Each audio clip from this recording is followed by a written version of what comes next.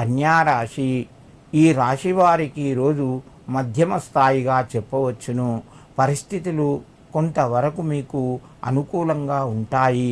కొన్ని సందర్భాల్లోపట ఇతరుల ద్వారా ఇబ్బందికరమైన పరిస్థితి ఎదుర్కోవలసి వస్తుంది. భూమి జాగలకు సంబంధించిన వ్యవహారాలు కొంత ముందుకు వెళ్తాయి. వివాదాలు పరిష్కారం వైపు వెళ్తాయి. ఉద్యోగస్తులకు పై అధికారుల యొక్క సహకారము సంపూర్ణంగా లభిస్తూ ఉంటుంది. నిరుద్యోగ ప్రయత్నాలు కొంతవరకు ఫలిస్తాయి.